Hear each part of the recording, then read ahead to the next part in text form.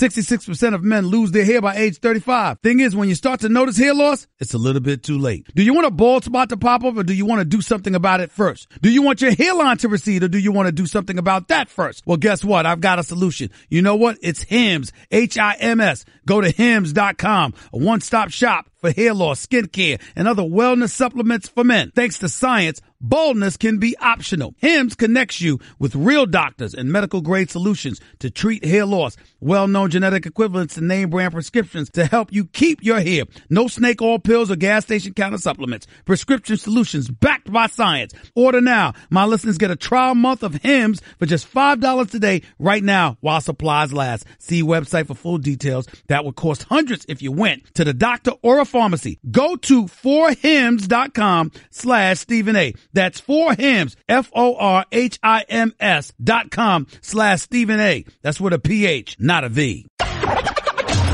This is the Stephen A. Smith Show podcast. I'm Stephen A. Ha ha! What's going on, everybody? Guess who's back? Your boy Stephen A. Smith in the house, coming at you on ESPN Radio, as I love to do every weekday over the airways of ESPN Radio, 250 plus markets across the United States of America, plus ESPN Radio on Sirius XM, Channel 80. Number to call up, as always, is 888-729-3776. That's 888-SAY-ESPN. No, I did not forget the number over the last 3 weeks. Damn it, I've been gone. Damn it, I needed the break. Living sports every day, every hour of every day, not taking days off. Damn it, it caught up with me after the NBA Finals. I needed a break. I ultimately got it near mid-October, and I've been gone until today. Having said all of that, I am rested. I am clocked. I'm ready to rock. I'm hyped. There's a whole bunch of stuff to get into, but before I do that, let me just say this. By the way, ladies and gentlemen, now it's warming up, it's time to get out to the stadium and catch a few ball games. Or take your lady to a show of your favorite concert. She'll love that. The official ticket partner of ESPN has you covered. Go to vividseats.com/ESPN for your exclusive discount offer. It's time for Straight Talk, brought to you by Straight Talk Wireless. Best phones, best networks, no contracts. Lots of old stories, per se, to get into. Stories that are still percolating, stories that are still relevant, but stories that have been touched upon ad nauseum, except by yours truly. Because for the first time in what has undoubtedly been an illustrious career, meaning mine, I was completely off the radar. I have not been on TV at all since July the 6th. I said to hell with everybody. Sayonara. I'm out. I have been gone. I haven't talked to anybody. I haven't been interviewed by anybody. I haven't done any interviews. So today is the first day that I'm talking about a lot of things. But before I get into the stuff from the past, let me say this. Let me touch on the Major League Baseball trading deadline. It is important. It is imperative that I touch on that. New York Yankees won a little something. I'm very happy with what I saw them do. From Zach Britton to J.A. Happ to Lance Lynn, the bottom line is simple. The New York Yankees have buffered their rotation. Once the Judge himself, Aaron Judge, comes back, assuming he's healthy and ready to roar, I expect no one outside of the Houston Astros to be standing in the New York Yankees' way. Having said all of that, I think they made an error. I think the winner clearly has been the Los Angeles Dodgers. Picking up Manny Machado, obviously helped them. You think about the bats that they have added. There is no doubt about that. With Justin Turner out, Machado's at first base, hitting .304 with a .500 slugging percentage. Even if the Dodgers fail to win the World Series, even if they fail to reach the postseason, I'm reading from an article on ESPN.com right now, the front office can know it turned over every rock to get better this season by landing Machado, second baseman Brian Dozier, and reliever John Axford. Here's my problem with the Dodgers. What about that damn bullpen? What about it? Listen, ladies and gentlemen, you ain't winning anything unless you get pitching. I don't give a damn what anybody says. You don't have pitching, you ain't winning the World Series. I've never seen a team devoid of pitching that just had bats that somehow won a championship. I saw them winning the regular season. I've even saw them win a pennant. I've never seen them win a World Series, so that's a problem. And the fact that the Dodgers did not shore up their bullpen, to me, is going to count against them. They won.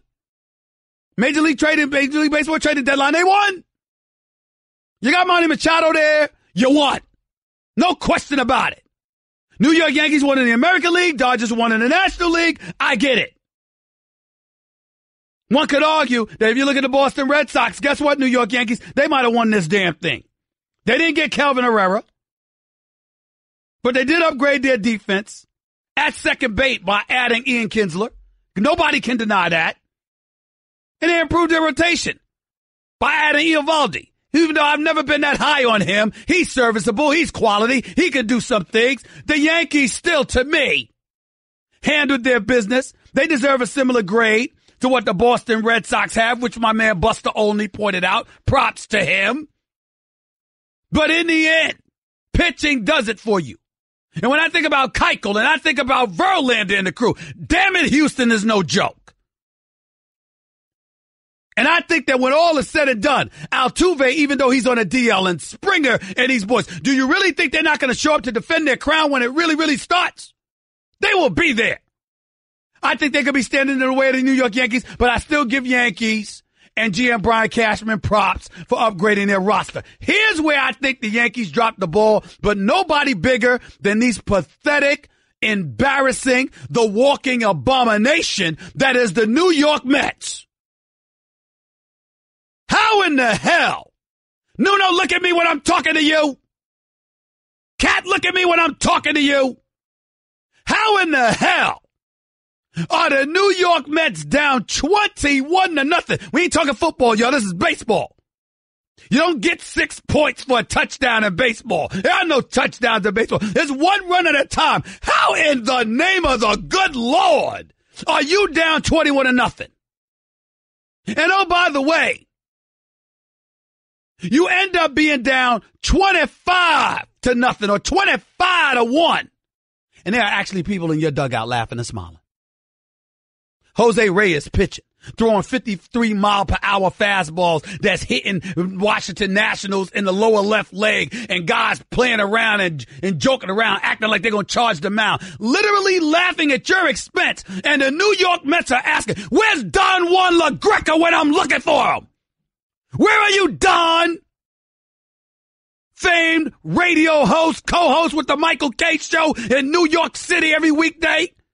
Where the hell are you? What explanation could you come up with to justify being down by 20-plus runs and you got guys in the dugout laughing like it's spring training and the games don't count? And you're just having a blast while you're getting romped.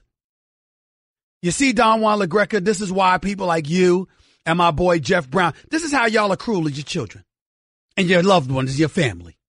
Because you act, I'm teasing you, Don Juan, because you know I love you, my brother. I love you to death. And here's the problem.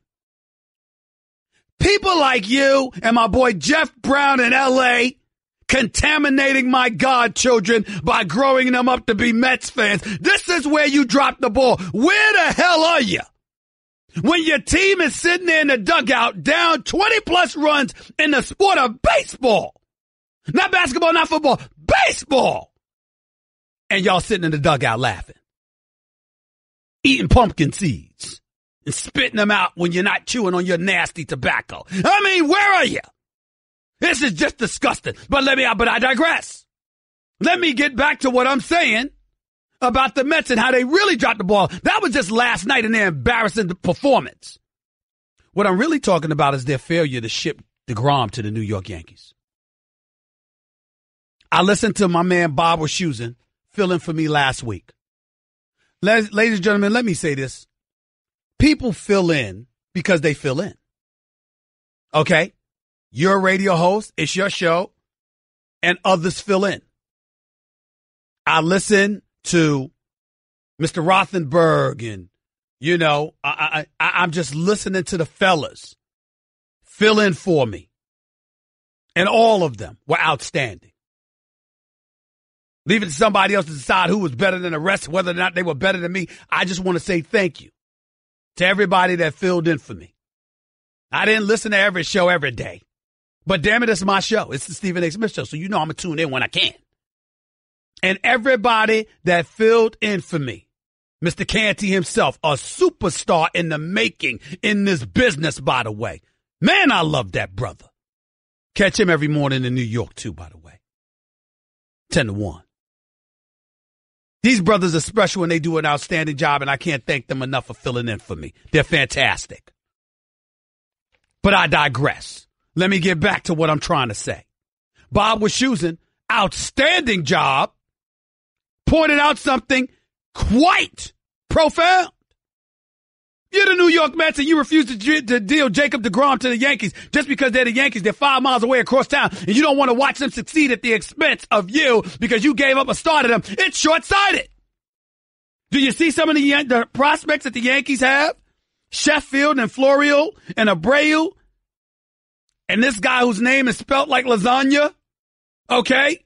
Acevedo and Siegler and Stefan and Schmidt and Sauer and Medina and all of these guys, somebody in the Yankees farm system, a plethora of bodies, is somebody that you should have went and grabbed to get your hands on DeGrom if you're Brian Cashman. He's Jacob DeGrom. He's a flat-out stud. And if you're the Mets, with your pathetic, short-sighted, ignorant selves, you got Matz, you got Wheeler, you got Syndergaard. Why the hell couldn't you give up DeGrom and get a multitude of prospects? Mets dropped the ball. They messed up big time. And in my opinion, they're going to rue the day that they didn't move DeGrom for something of substance. They dropped the ball. They didn't get it done, plain and simple. But they're the Mets. So what else should I have expected? I'm not surprised. This is what they do. From the article written by the great Buster Olney for ESPN, the family right here. Contenders desperately search the trade market for any high-impact starting pitchers who would be under team control beyond 2018. And the Mets possess not one, but 2 starters who fit that description in DeGrom and Noah Syndergaard in a lost season. This is from Buster Olney, who gave the Mets an F, telling you why. He says the Mets could have made a killing in the market and pulled out a haul of prospects to reinvigorate their franchise, and now the moment is lost. The value of DeGrom and Syndergaard might never again come close to what it was in the past 2 weeks. And now the Mets are faced with the mountainous task of trying to improve the team for 2019 enough to justify the decision to hold on to their pitching. If they aren't willing to spend big dollars on free agents, there's almost no chance that can happen. Amen. An absolute disgrace on a part of the New York Mets, who are a walking embarrassment. People like Don Juan LaGreca in New York, like my boy Jeff Brown in L.A., should exile themselves from their affiliation with the New York Mets. They are a disgrace. A damn disgrace. You got DeGrom and Syndergaard. What's your problem? You don't have any bats worth noting. What's your problem? You're still recovering from Madoff that much? You're scared to spend money? Hell, one could make the argument that Bernie Madoff is in jail and still spending more money than the New York Mets. I mean, that's how pathetic they are. I mean, come on. It's just embarrassing. That was just one of the things I want to get off my chest. Point number 2. First of all, let me say major props to LeBron James. LeBron James, through his I Promise initiative, opened the school in Akron, Ohio, free tuition for the kids, and their parents, by the way, who are in pursuit of their GEDs. He also took the liberty of highlighting that those who graduate from the school would be given free tuition to the University of Akron. So you're talking about a gentleman who is the greatest basketball player in the world at this moment, who is a billionaire in all likelihood, whose philanthropy cannot be questioned. LeBron James deserves major props for what he has done for his hometown. Yes, Jalen Rose was right. There were others who have done it, but damn it, that don't have anything to do with LeBron. It doesn't take away from what he has done. Not to say that that's what Jalen Rose was implying, because I don't know that to be the case. But I'm just saying that LeBron James should be applauded for what he has done. It is tremendous. It is inspiring. It epitomizes on multitude of levels what a role model should be all about. And I cannot say enough and can't thank him enough for what he has done. It's an inspiration to us all, or at least it should be. That's LeBron James, the philanthropist. And by the way, if people like me, who firmly believe he will never be Michael Jordan, and he shouldn't be a part of the conversation in regards to the GOAT, I would never imply that when it comes to his philanthropy. You want to have a conversation about the GOAT involving LeBron James, bring this up and I'm all ears. But let's get back to basketball. See, LeBron James has decided that he's going to take his talents to Los Angeles, California. And I deeply am appreciative. I have no problem with LeBron James. That's exactly where I want him to go, for selfish reasons. I mean, where LeBron goes and when the Lakers are relevant, that requires me and obligates me to be out in Los Angeles more. Let's just say there are worse assignments to have.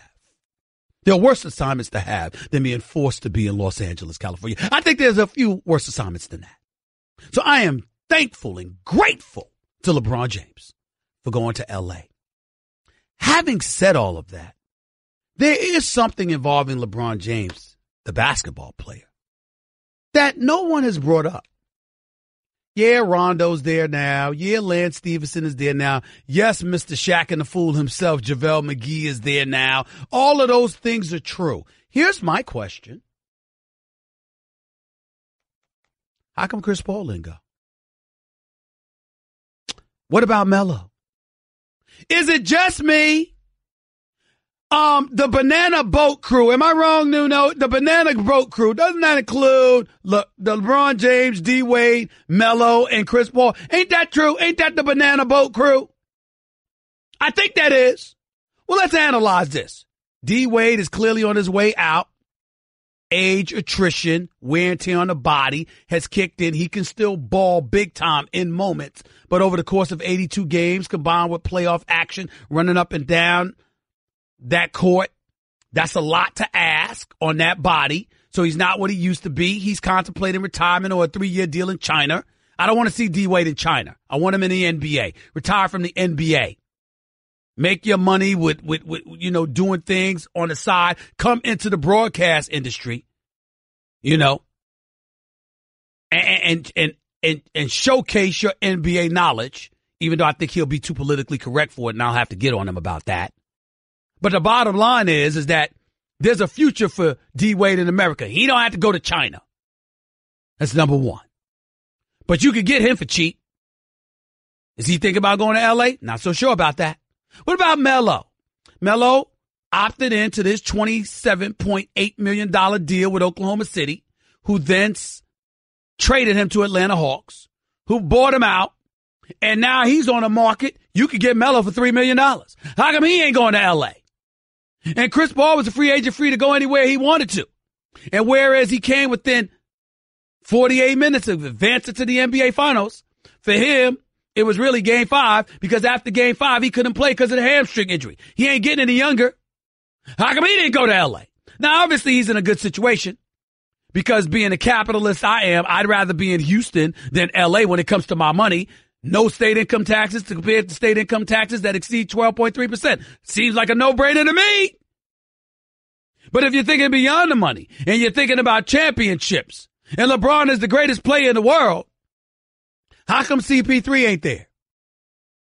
How come Melo's talking about going to Houston instead of to L.A.?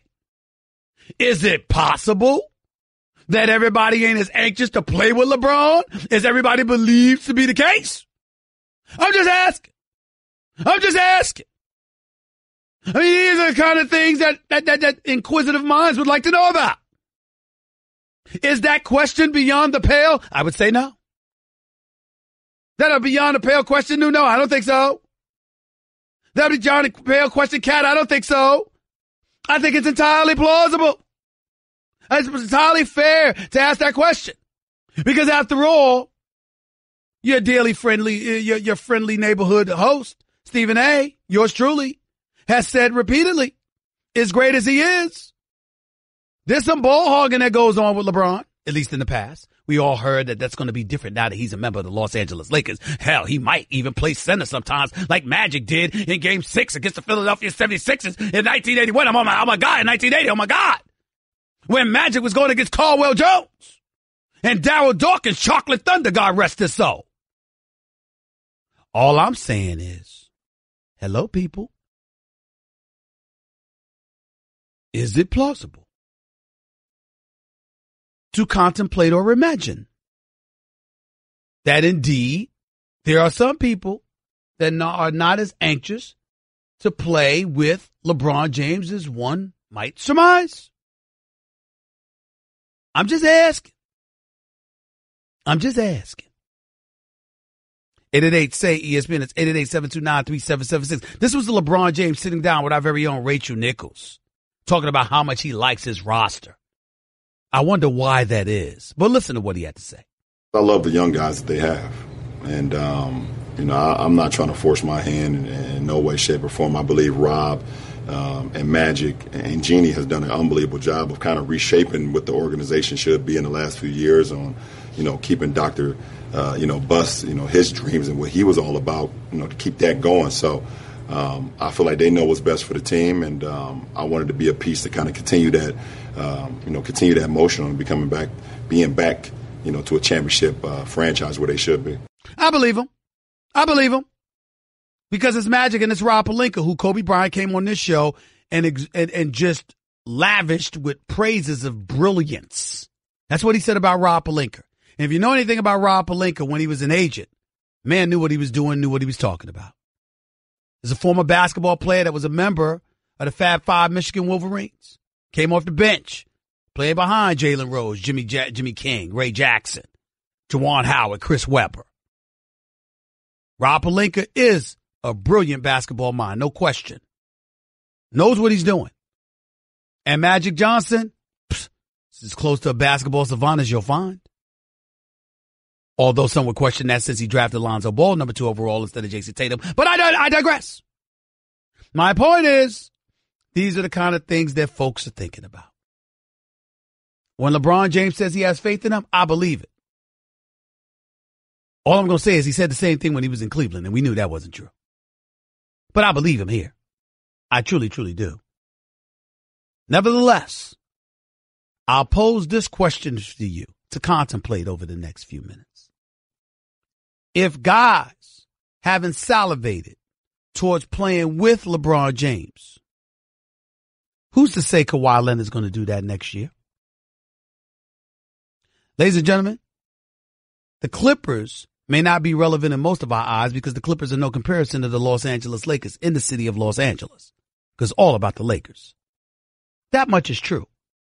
But Kawhi's a different cat. Cares about being in L.A.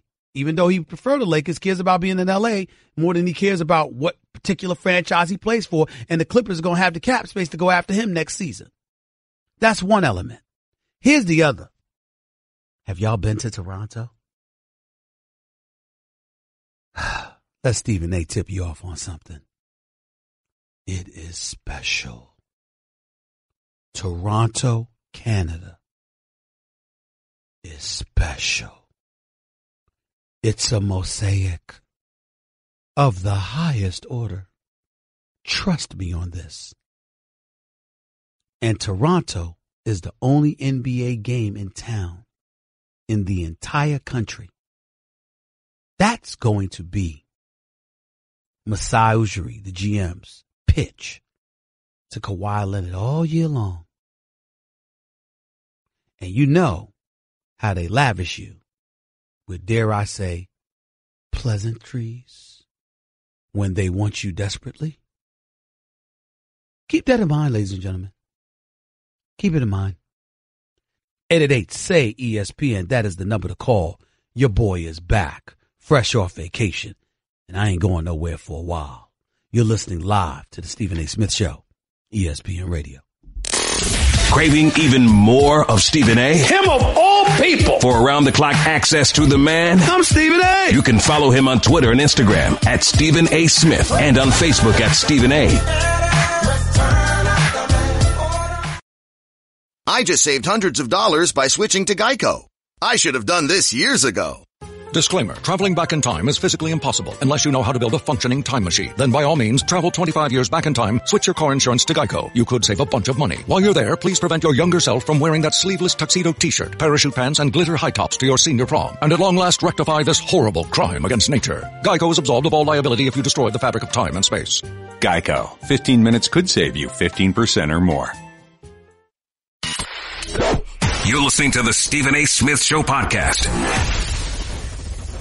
While during the break, my TV was on, and Outside the Lines with the great one himself, Bob Lee, was on TV. Just did some closing arguments about the New York Mets. Ron Darling, Ray Cohen, Keith Hernandez. The Mets were so bad, losing 25-4 yesterday, last night to the Washington Nationals. They were so bad, they were so awful, that because the trio had absolutely nothing to say, literally on the air during the broadcast, they had to resort to reading the media guide verbatim over the air. I mean, the New York Mets are such a disgrace. Bravo to Don Juan LaGreca. Don Juan LaGreca, ladies and gentlemen, is a man you all should know nationwide. First of all, I know of no one who knows more hockey than him in our business. Number two, he's a phenomenal radio host. A great guy.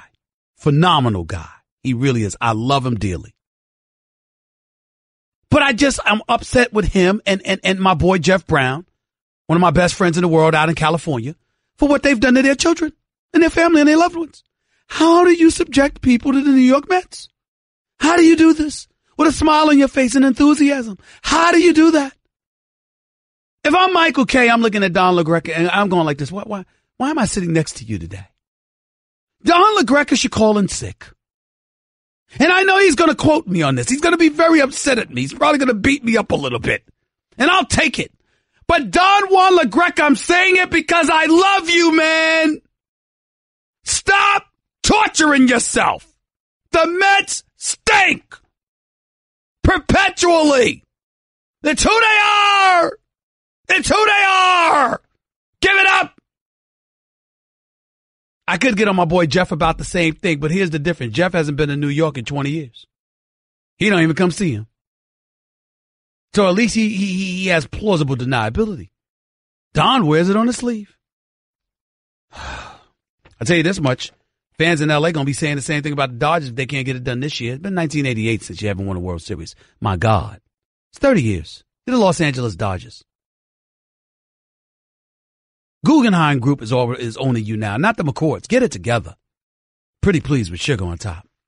888-SAY-ESPN. It's 888-729-3776. Got a lot of stuff to get into, and we will.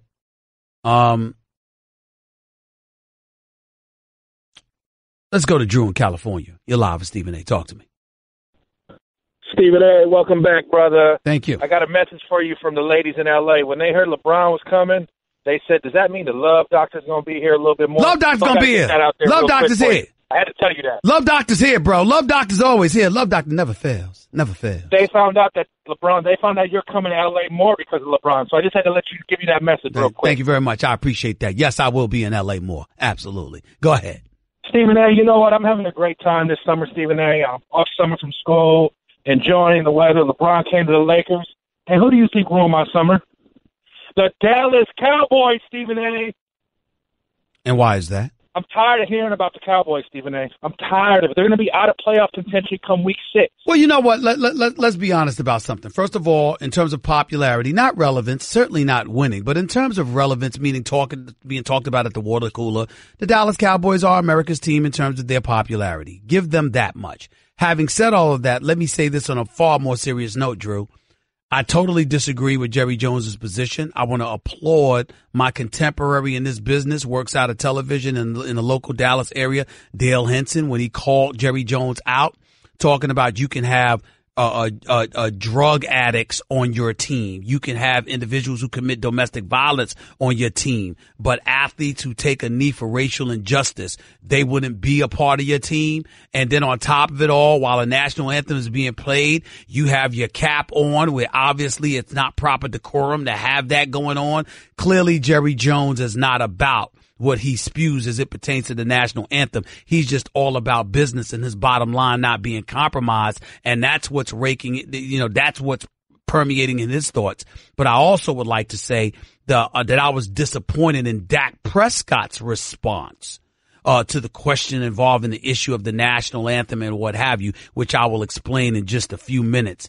But it's getting very, very interesting to say the least. But keep on going, Drew.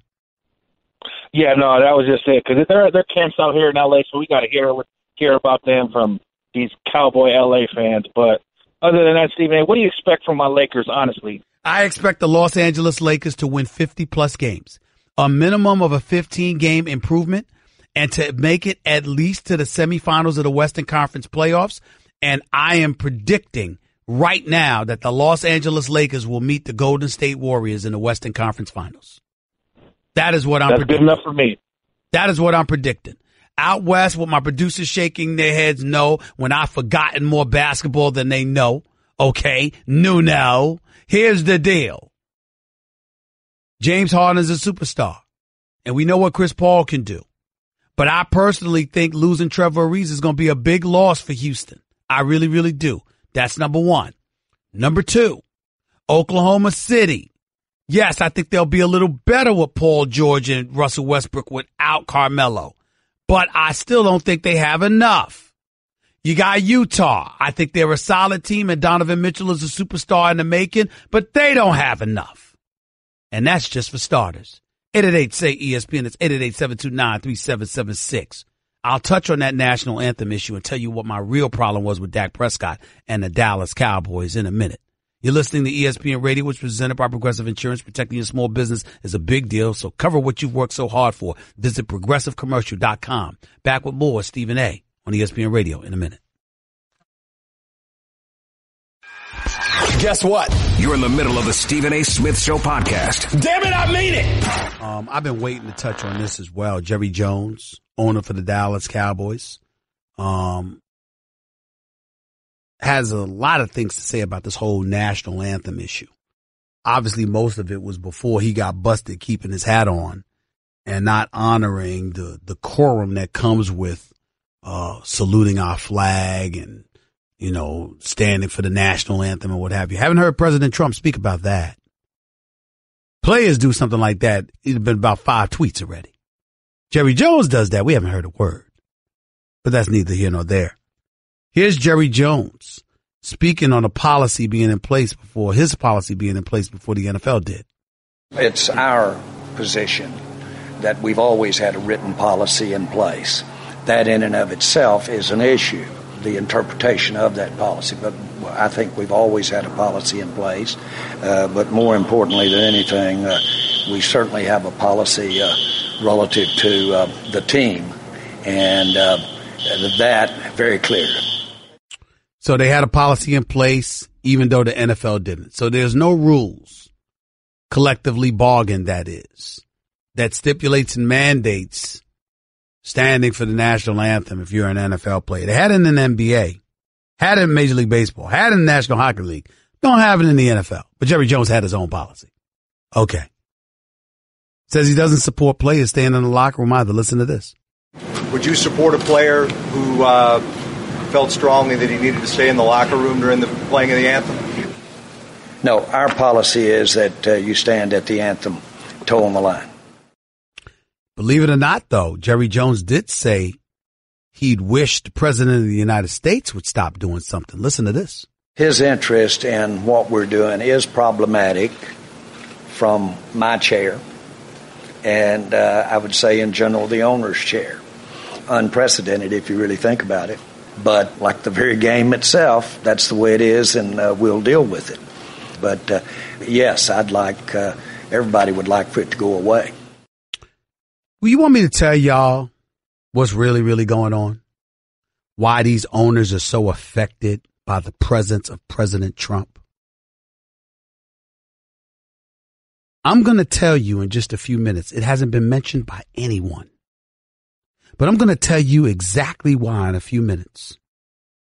Why the owners can't simply tell Donald Trump to go kick rocks, mind your damn business, and leave NFL business to these NFL owners. I'm going to tell you specifically why. Not only can they not tell him that, but why almost the fear of God himself is instilled in them by President Trump. No one has brought this up, but I'll go there in a few minutes. Glenn in Philly, you're live with Stephen A. What's up? Hey, what's going on, Stephen A? Talk to First of all, I'm so glad to get in contact. You're my first-time caller, long-time listener. Thank you. And I got one question before I get into my NFL point. Yep. When you went to Winston-Salem State, was there a guy named Marcus on your basketball team? He was like 6'5", long brother. Marcus? I forgot his last name. There was a Mark Turner. Was he from Philly? No, he was not. Okay, that's all I want to know. No, the person from Philly was Monte Ross, who was the former head coach at Delaware, the former assistant coach at St. Joe's University in Philadelphia, who's one of my best friends in the world. Gotcha. That was my teammate. That was my only guy from Philly. Go ahead. Okay.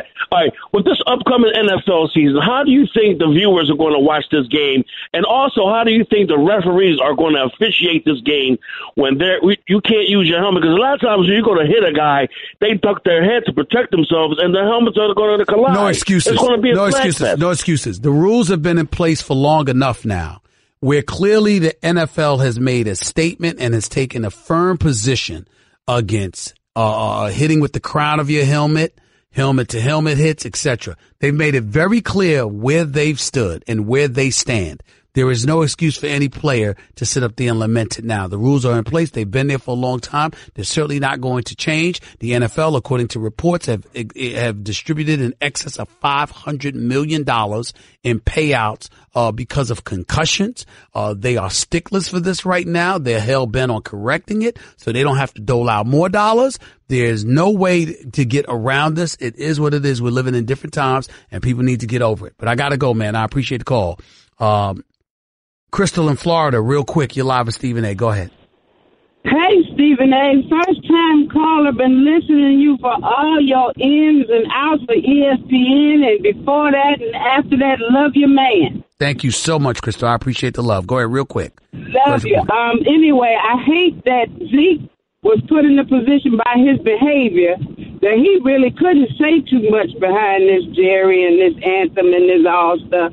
But I wish he hadn't just told the company line like that. But I understand the brother been in trouble and he probably had to do whatever.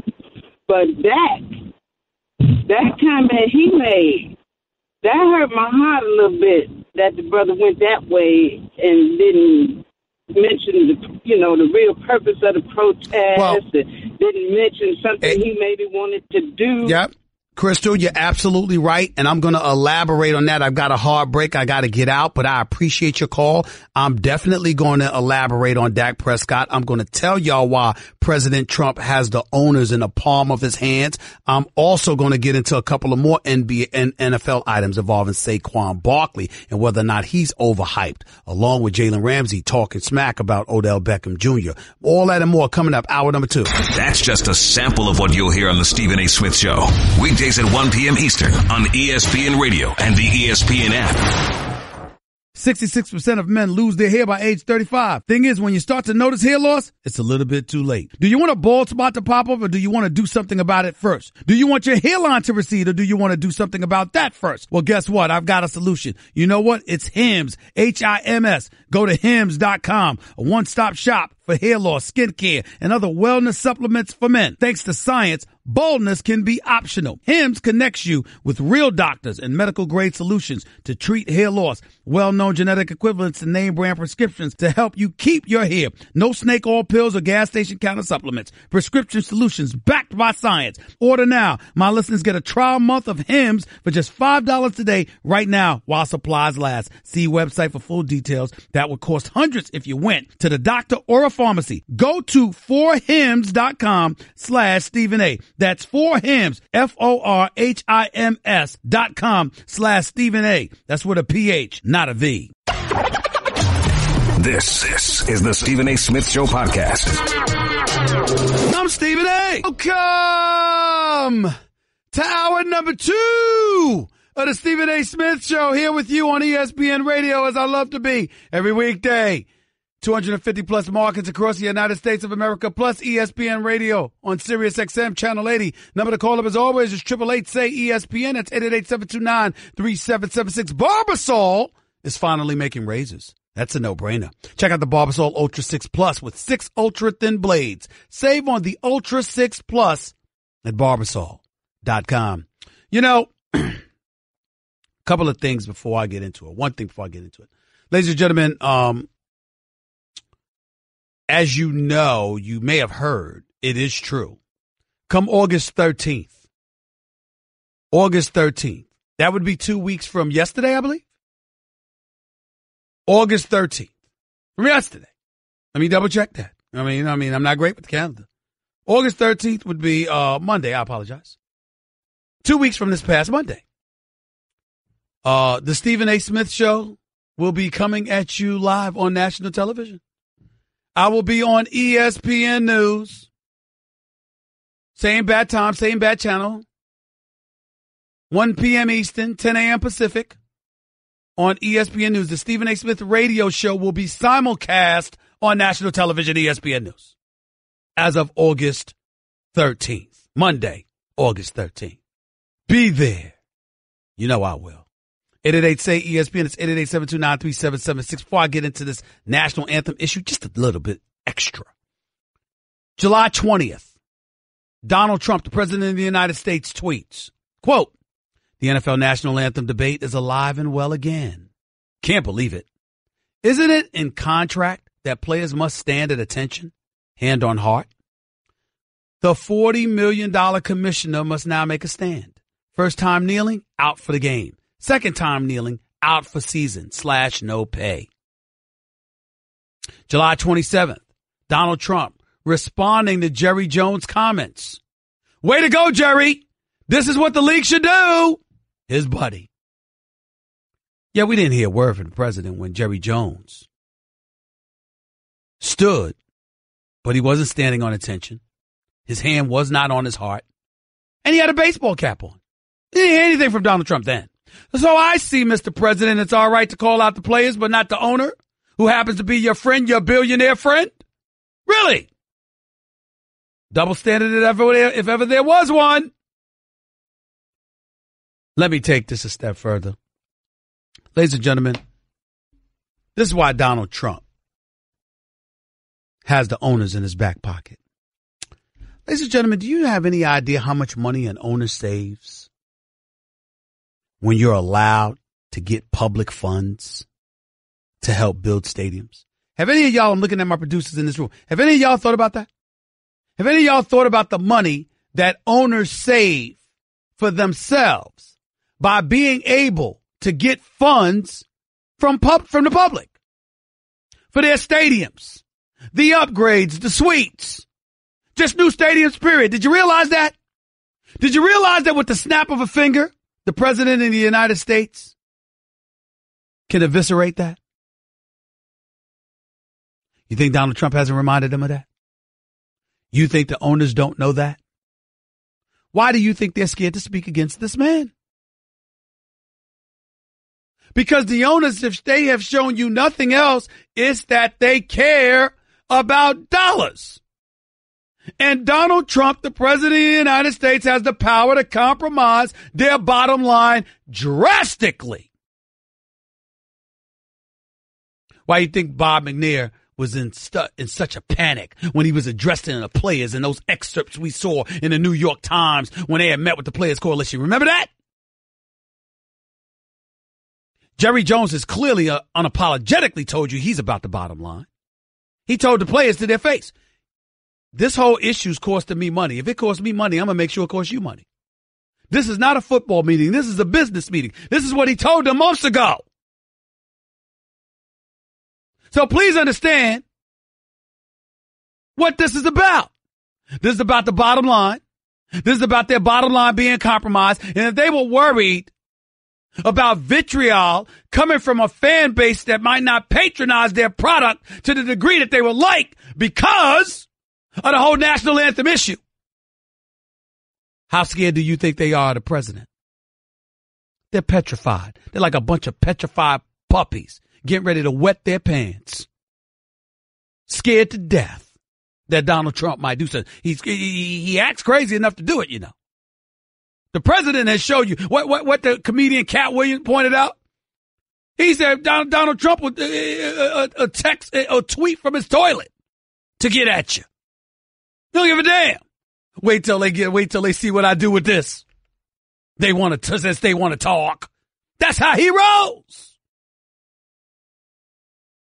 He just called investigators mob bosses because they going after this boy Paul Manafort or somebody that just worked for a short period of time for his campaign. This is who he is.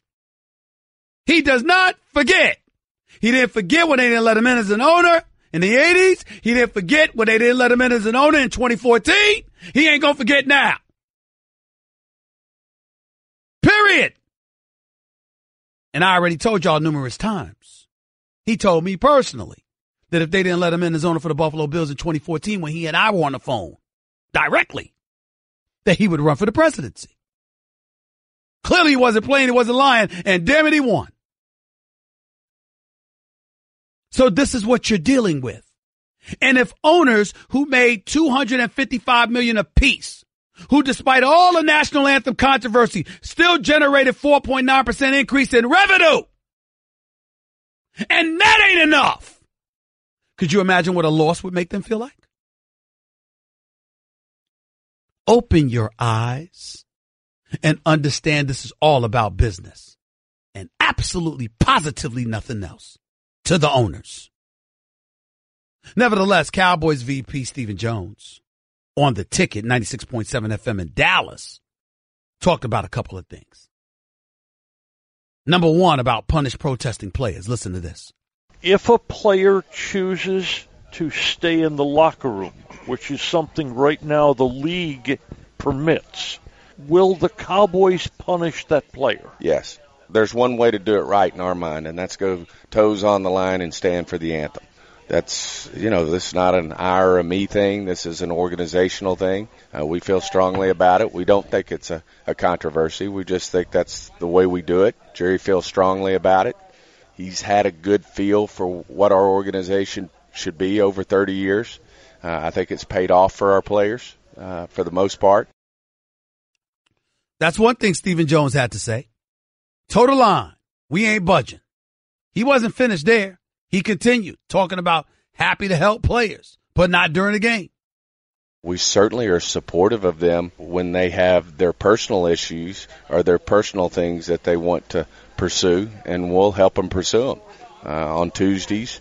But when you're wearing the Dallas Cowboy uniform and a Dallas Cowboy helmet and you're working for the Dallas Cowboys, you check the I and the me at the door, and you're a part of a team. He didn't stop there. The question was asked to him. Do players have a reason to protest? Do you agree with the fact that they have a case to make to America? Yes, and we would support that case. We just think there's better ways to do it. And, we don't want to get into a lot of dialogue with that, but we will support our players with resources in their pursuit of social injustice. We support that, and we'll be behind them and support them. What about a backlash? This is Stephen Jones, Cowboys VP, The son of Jerry Jones responding to the potential of a backlash. And you don't feel you'll have any backlash, or as far as players on your team, they'll follow the rules that you guys have? If they want to be a Dallas Cowboy, yes. I just laugh. Because you see, first of all, they just sticking out their chest, bloviating, talking a bunch of nonsense. Stephen Jones, with all due respect, shut the hell up. You're such a liar. Dak Prescott sits up there and says, I'm a kneel. What you gonna do? What you gonna do? Ezekiel Elliott, not that he's in any position to cause any kind of trouble. God knows he's not, because of his background, the troubles that he's been in, the 6-game suspension last year, most notably. But Ezekiel Elliott, he takes a knee for the national anthem. And Dak Prescott together. What Jerry Jones and Stephen Jones gonna do? Who are you talking to? But we'll never know. And Dak Prescott proved that to us yesterday when he spoke on the issue of protest. Listen to this. No, I never protest. I never protest during the anthem, and I don't think that's the time or the venue to do so.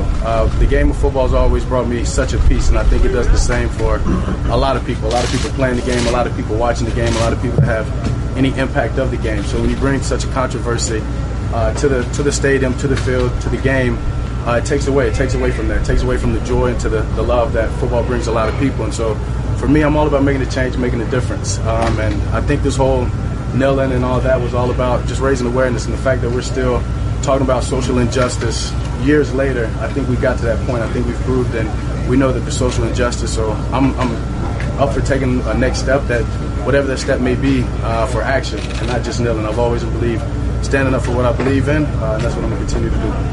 Let me say this for the record. Ladies and gentlemen, I have no problem with Dak Prescott's position. If I were in his position, I'd probably do the same thing.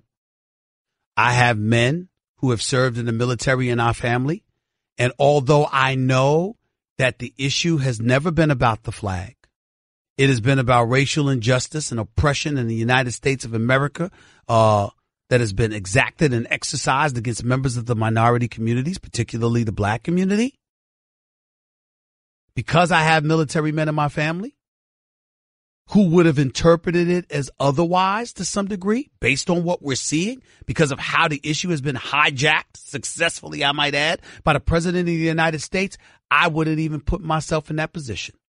I don't want anyone to have the argument, even remotely, that I'm unpatriotic. I'm red, white, and blue, baby. I'm a black man first, but make no mistake about it, I love America. And I'm going to stand up for America. Greatest country in the world. I firmly believe that.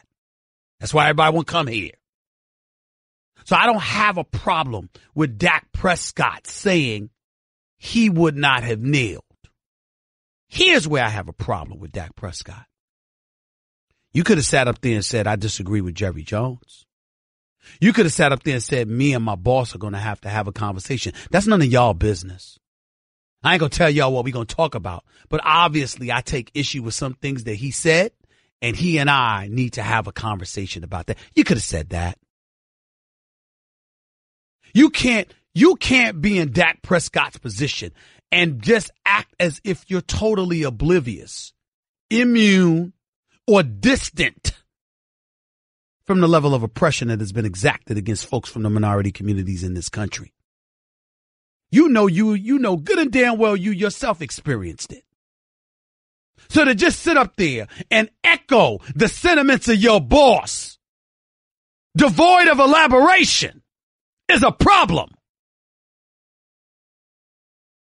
Now, I don't know Dak Prescott personally, and everything that I've heard about him, and mind you, listen, the cowboy hater I am, ladies and gentlemen, that's all in fun. If you go on social media, you'll see a picture of me and Jerry Jones together hugging one another. I know he's a great businessman and a great marketer. And I don't look at Jerry Jones and think plantation mentality like Richard Sherman say. I think about a billionaire boss who don't give a damn about anything but the green. That's how I view him. I've heard too many stories from the playmaker, from Emmett, from Michael, from Deion Sanders and Darren Woodson and Nate Newton and a plethora of African Americans who have played for Jerry Jones, who speak to the character of this man. I will not denigrate him in that way. I will not do that. That is not fair. I think the positions that he take is strictly about business. He ain't trying to lose money, period. He don't give a damn what color you are. You compromise his bottom line, you are a problem for him. That's how I view Jerry Jones. Not to say that I totally disagree with Richard Sherman, because I understand where he's coming from in general based on the statement. And I find Richard Sherman to be brilliant. And I got a lot of love for that brother. But in terms of Jerry Jones, I think he's about business. I don't think he's about black and white. I think he's about green. But still in all, he has said what he has said. Obviously, his comments are targeted towards a specific group, even though there have been white individuals who have wrapped their arms around individuals who have taken a knee. Jerry Jones himself took a knee with the players, which was a big deal. For Jerry Jones to take a knee? Jerry Jones. Jerry Jones don't take a knee to white billionaire owners. Have y'all thought about that? Jerry Jones doesn't take a knee to white billionaire owners. He's constantly disrupting things because he believes in his way and the cowboy way instead of the NFL way. But he took a knee when Donald Trump said, fire those sons of bees. He took a knee. Jerry Jones took a knee. And if I remember correctly, so did Stephen Jones. So my cowboy hating tendencies, that's all fun, ladies and gentlemen. That's me being a football guy and just having a good time. It's all in fun. I grew up in New York hating on them. It's fun. This is serious. I will not denigrate them that way. But I will respectfully disagree. I will respectfully call Jerry Jones on his lack of sensitivity, but I'll blame it on his zest for the bottom line. Not because he dislikes and doesn't respect black people.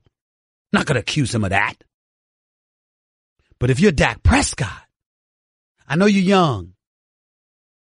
I know you're only in your third year in the league. I get it. But come on, bro. You got some of your brothers out there, your contemporaries, your warriors in arms that have spoken out adamantly and articulately about this issue. And that's all you got? Oh, I would stand. I don't think that's the appropriate place. You sound like Jerry Jones' son. Who are you now, Ocho Cinco, who calls the commissioner daddy? Who are you now? Come on, bro. And I'm not using that analogy to be disrespectful, Dak Prescott, I swear. I'm using that analogy because that's how it comes across. You can stand for the national anthem. You can say that that's not what I'm going to do. You can definitely do all of those things, and you right on the money. You're right to feel that way. That is your right. But you can't, in the same breath, say, I got to have a talk with my boss, because I kind of disagree with the lack of sensitivity that seems to be exercised or being articulated at this moment in time about this issue.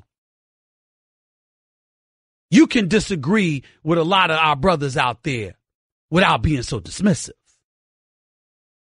Toe the line on an issue like this, bringing attention to racial inequality and oppression,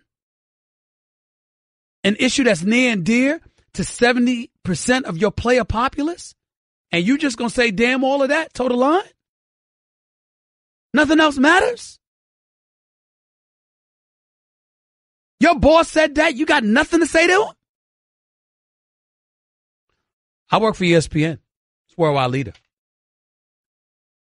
ESPN is just as big to us as the Dallas Cowboys are to football. Let me be the first to tell you, I think Jimmy Pitaro's a star. Looking forward to working for him.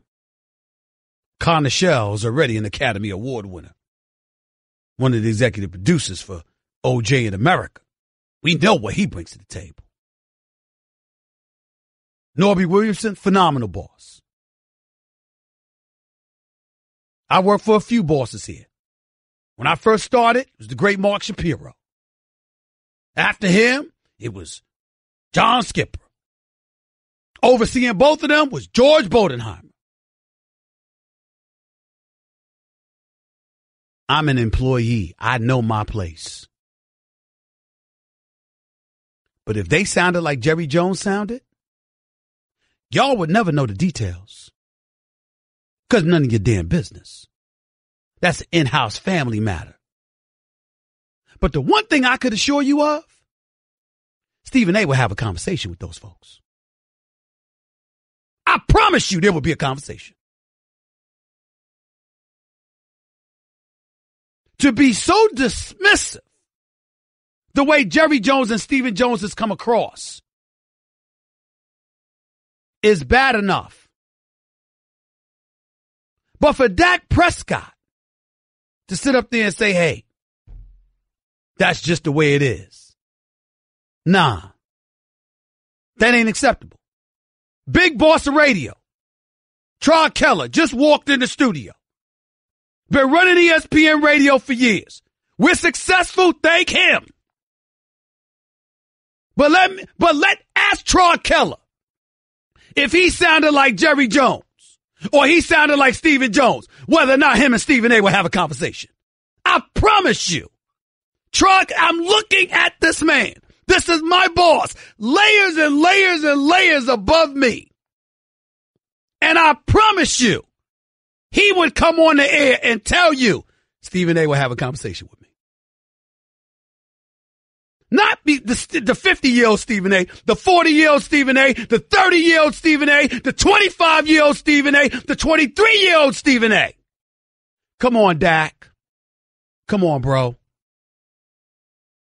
Nobody's saying that you need to disrespect your boss. You respect Jerry Jones. You respect Stephen Jones.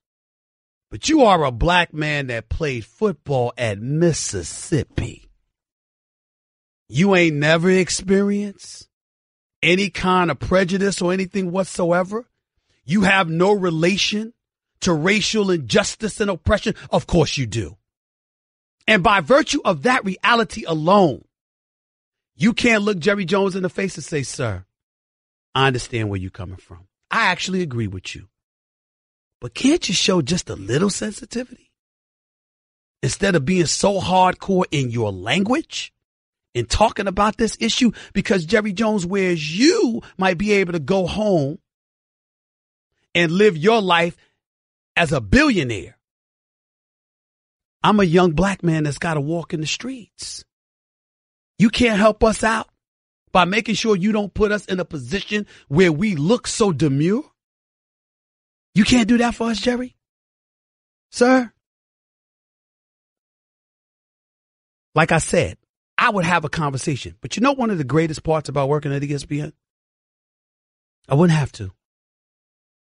Because Troy Keller, Norby Williamson, Connor Shell, Jimmy Pitaro, John Skipper, Mark Shapiro, and my God, the great one, George Bodenheimer, would never come across so dismissive and so insensitive on such a poignant and pertinent issue like this.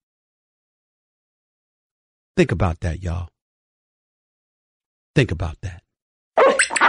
I'm a squeaky toy, and I've got one job, getting chomped on by this little ankle sniffer. So pardon me for feeling inept compared to Geico, who does so much more. Like while I'm getting slobbered on, Geico is creating cool technology like their mobile app, which lets people pay their bills or file a claim. Plus, Geico is the fastest growing auto insurer for the last 10 years. Is it too much for me to ask for one more feature? Fast and friendly claim service like Geico, maybe? Oh, great. I'm getting buried again. Geico. Expect great savings and a whole lot more. You're listening to the Stephen A. Smith Show podcast. Got to keep your eyes on the developing story here. The ex-wife of former Ohio State assistant football coach Dak Smith, who was fired in July, says several people close to Buckeyes coach Urban Meyer, including Urban Meyer's wife, knew of a 2015 accusation of domestic violence against her husband.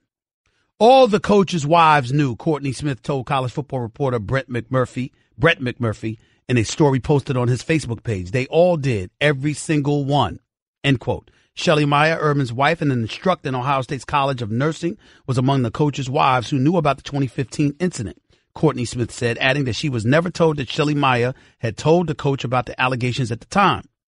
Smith also said that Haram DeFries, who has the title of special assistant to the head coach at Ohio State and has been a confidant of Urban Meyer for years, told her in 2009 not to pursue charges against A.S.Smith after an incident in Florida. Myers was the Gators head coach at the time. Smith was an intern on his staff. So in other words, basically, ladies and gentlemen, Urban Meyer could be in potential trouble because, again, if he knew of charges of domestic violence against his assistant, Zach Smith, and procrastinated excessively, obviously that is a blemish. That is not a good thing.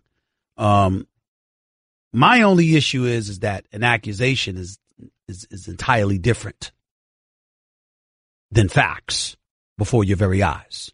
We have seen instances where folks have been accused. Reuben Foster, I believe, for the 49ers to be exact, was accused before the alleged victim, his ex-girlfriend, confessed that she was upset that he had broken up with her and thus lied. But nevertheless, you're the head of the football program. You should have known. To say you didn't know, nobody's buying that. Number two, Urban Meyer has a history of letting things go. See Aaron Hernandez, if I remember correctly.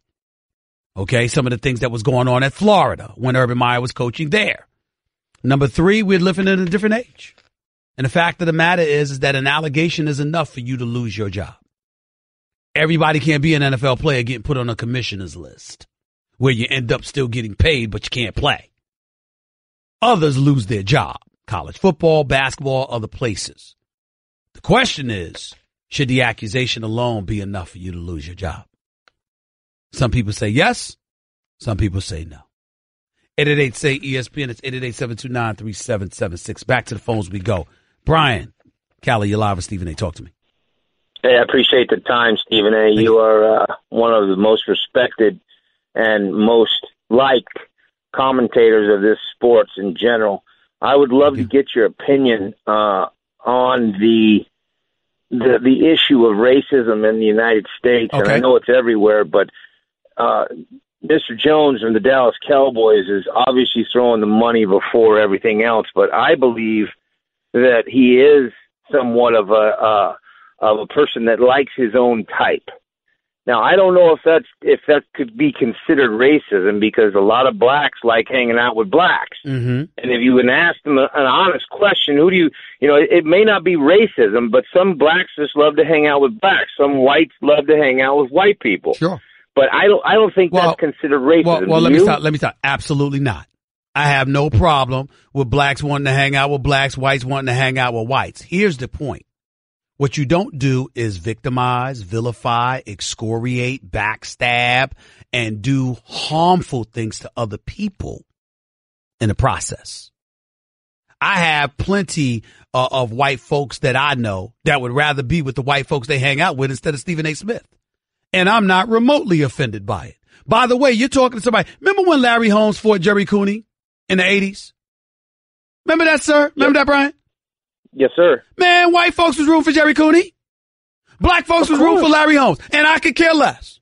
Let me tell every white folk out there, any white person that walked out there and didn't want Jerry Cooney to lose, that didn't bother me. I told Jerry Cooney that over there. I was a black man rooting for Larry Holmes. I didn't want Jerry Cooney to die. I didn't want him to get hurt. I wasn't hating on him or nothing, but damn it. I mean, as a proud black man with black folks on the come up constantly having to, climb ladders and crash the proverbial ceilings and all of that other stuff. Was I rooting for Larry Holmes? Yes. And I'll never apologize for it. That doesn't mean that I disliked or hated Jerry Cooney. So what I'm saying to you is that no, it's not. I think where you talk about racism, understand racism. You inherently have thoughts of superiority and therefore negativity and vitriol against someone else strictly on one's ethnicity. That is not right. And I don't believe that if you prefer hanging out with your own, that it might have a lot to do with comfort. If black folks were in your neighborhood, you might have been more comfortable with hanging around them. So I guard against it. Don't get me wrong. In some instances, that could be a telling nugget of evidence that speaks to who you may be or how you may think. But that alone does not define whether one's racially insensitive or racist. So I agree with you there, sir. Thank you, sir. Okay. You have a good day. Thank you for the call. Michael in Queens, you're live with Stephen A. Talk. Hey, what's going on, Stephen A? Talk to me, welcome man. back. Thank you. I want to talk to you about the anthem. Yep. Because I feel that everybody sees red as soon as it's brought up and the message is lost and gone. Yep. And I personally believe that Colin Kaepernick sparked Trump to become president because it made all the generational hatred in this country come to the surface, and they're like, we have to go to Trump because he'll get everybody out of here. I think the only way to solve it is to get a round table with like some of the athletes, the social leaders, and do a network broadcast against every network, like a president would hijack the stations to do his. Personally speaking, things. sir, I don't think it requires that in-depth, that level of depth any longer. You know what they can do? I call on players to challenge President Trump right now and say, how come you said nothing about Jerry Jones, but you're quick to say something about us? I think it's as simple as that right now. I think it's as simple as that right now. Jerry Jones, and I'm not trying to apply extra pressure on Jerry Jones. This is a serious issue. It's not just cowboy hating, okay? Because that, again, that's all in fun. This is serious. Let me be very, very clear. Jerry Jones has spoken adamantly in support of President Trump's position. Then why didn't you honor it yourself, A? And B, President Trump, how come you didn't say anything about it? Where were you? You had something to say when Jerry echoed your position. You had something to say when the players didn't. How come you didn't say anything about Jerry Jones not honoring the very policy both of you purportedly support? Very simple to me. Very true. See, I just think, like, with the whole Jerry Jones thing, like, I understand he should be held accountable for that, but I think it needs to be taken off the football field and brought into the masses. Can I ask you a question? People live in their own little. Can I ask you a question? You Do you know of any protest that's been about convenience? No. So when you say you don't believe it should be taken off the field, perhaps that's exactly why it was brought onto the field. Because everyone knows it would make you and others uncomfortable. That's what a protest is supposed to do. See, it doesn't make me uncomfortable with being on the field. I feel everybody gets the message lost because it's on the field. Instead of saying, like, hey, that's my neighbor, I should respect him no matter what he looks like. Michael, I applaud the correction. You're absolutely right. That's your interpretation. I'll go with what you said. No argument there. What I'm saying is the NFL finds it uncomfortable because you have owners who believe it affects their bottom line. So because they feel it affects their bottom line, the word discomfort or uncomfortable is applicable to them. And that was the goal of the NFL players. Right. All right? Absolutely. All right. Michael, I got to run. I appreciate the call, man. Thank you so much. 888-SAY-ESPN. That's 888-729-3776. By the way, when's the last time you were at a game or concert? Go to vividseats.com/ESPN today for your exclusive discount offer. Vivid Seats, the official ticket partner of ESPN. By the way, when a player doesn't like a contract, they hold out, right? Well, with Straight Talk Wireless, you never have to because there is no contract. And they use the exact same 4G LTE towers as the big carriers, but for a lot less. Straight Talk Wireless, only at Walmart. Refer to terms and conditions of service at straighttalk.com. 888-SAY-ESPN, 888-729-3776. Last segment of the Stephen A. Smith Show, ESPN Radio.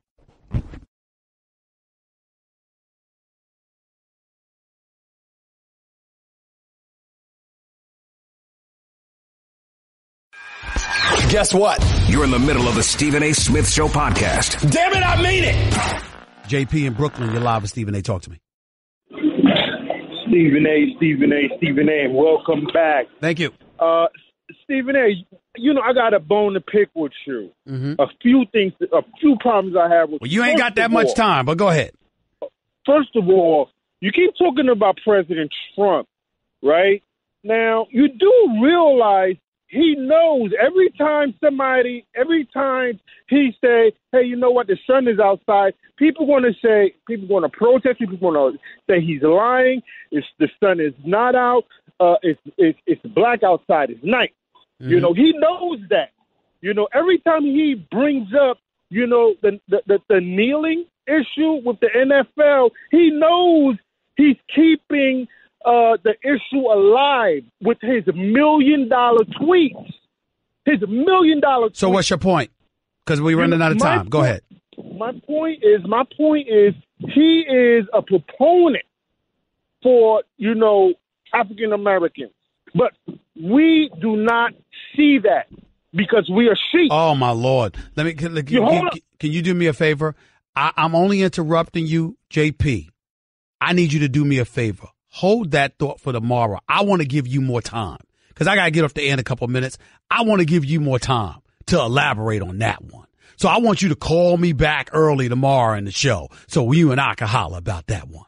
All right? And I'm going to tell you, I'm going to tell you everything he's doing. Do that. So Let's talk. I'll put you right on the air. I promise. We're going to talk about this tomorrow, JP. Thanks a lot. Bruce and Butch in Philly. You're live with Stephen A. Real quick, Butch, go ahead. Hey, real quick, Stephen A. Pleasure to talk to you. Thank you, man. Real quick. I think the NFL players are really taking a hit that they shouldn't. Okay. As a former NAACP president, Mm-hmm. I think our power is getting these athletes to come at the people that can really make the change. And I'm talking about going to your council person, your state rep. Mm-hmm. These are people that can impact the mayor, because who hires these sheriffs?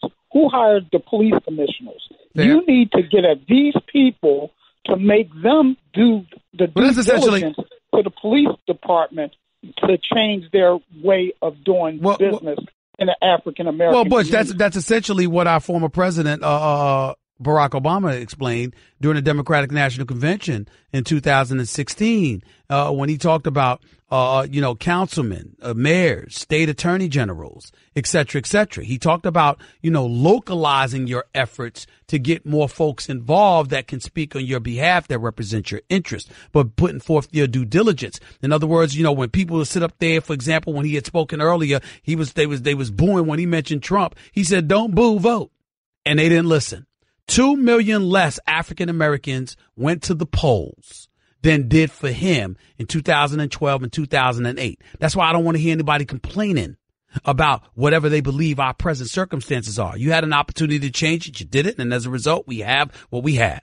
Deal with it. But we'll get into that and more tomorrow. It's great to be back off vacation. Talk to you in 22 hours. Until then, peace and love. That's just a sample of what you'll hear on the Stephen A. Smith Show. Weekdays at 1 p.m. Eastern on ESPN Radio and the ESPN app.